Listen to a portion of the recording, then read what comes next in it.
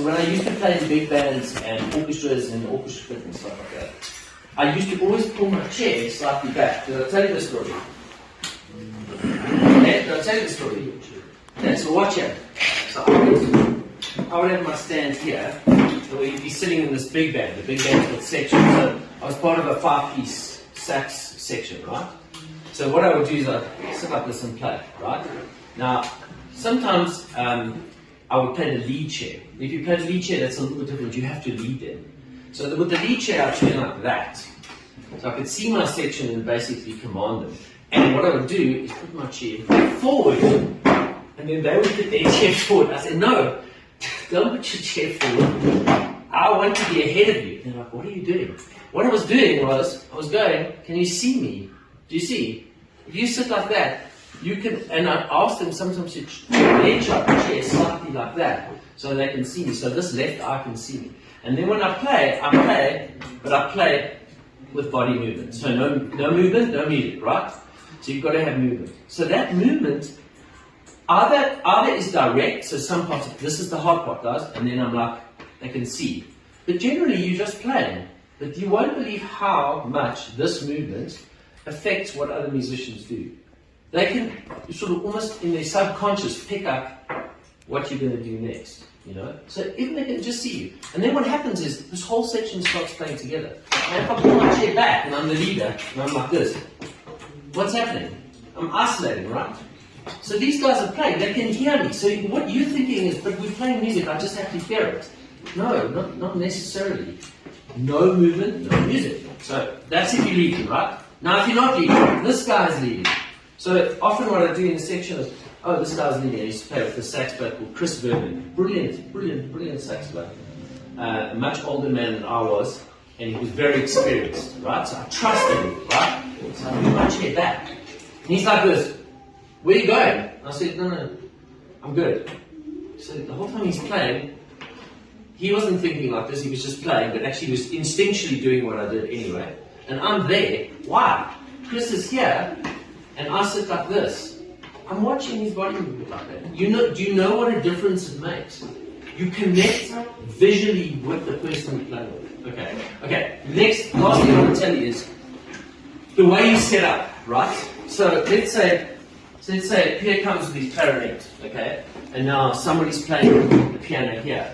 So Michael's playing the piano. Who's your partner? Who's playing? It's Peter. Who? Oh, okay. Let's say you have a piano accompanist, not a saxophone. And he's playing the piano there. And you come with your clarinet, and you set up like this, and the audience is there. What's wrong with the picture? Your back is towards the pianist. I can't see him. You're on your own mission, he's on his own mission. Okay, so what you must do is, the audience is there, is move that like that, pop, pull the piano back if you have to, rearrange it, you know. There's the piano, I'm standing there. My communication is first and foremost with my pianist. It's secondary to the audience, right? And then to the audience. Okay, now what's wrong with this picture? Pierre, come stand here. Stand here with the clarinet in front of the stand. Okay, you're the audience. We can't see space. Okay. That thing, the stand, is the most obtrusive pain. I almost said something else. It's a pain, right, in the neck. Because this whole thing shouldn't even be here. The music is in you, it's not on the stand, and it's not on the page. It's in your head, in your heart, right? And you're going to get it out. So what would be first prize is if you memorize, okay? But this thing, that's a mess, because it's now, it's a metal like industrial piece of stuff in front of you and your audience, and you don't want that. So watch here. That's also bad, right? Watch, just tilt the stand like that. You see it? So now you've got your accompanist there. You can see him out the corner of your eye, right? A lot of people that put the stand like that. Just tilt it back. Firstly, more light will fall on it. Okay, and you see what happens. You can see him. Okay. Hi, you can see him. Okay. So this stand, you can fiddle with it. Like sometimes what I do is I put the stand there. Now my accompanist is here, and I play like that. You know, if I know the piece very well. So the stand is almost like out of the way. So I can see the music. Now, this is obviously if I know the music very well. I can see the music, and I can interact with both like that. Okay. Or that vibe, and then, okay, you can go sit. You can go sit. This vibe here, and then there's the audience. So your body must go to the audience. So look, last thing. Okay, so if you, this will take 1 minute, so I know you patiently videoing. Guys, guitarists, sometimes they get on stage and they play like this. What are you seeing from an audience perspective? You see the headstock. You see the headstock from this angle, right? And you're seeing my head like this. And I'm playing, which is cool. I'm interacting with the band. You see nothing though. But the audience really wants to see this. They want to see how you move. And guitar is the most amazingly visual instrument. They want to see that. So when you play, now watch. Do you see it? No, exactly. Okay. And even with the piano, if you're playing like this is not a good angle towards. Yeah, exactly. So you're playing like this. What do the people see? Your head bobbing up and down. Okay. They want to see how you play the piano. They want to see your fingers on the piano.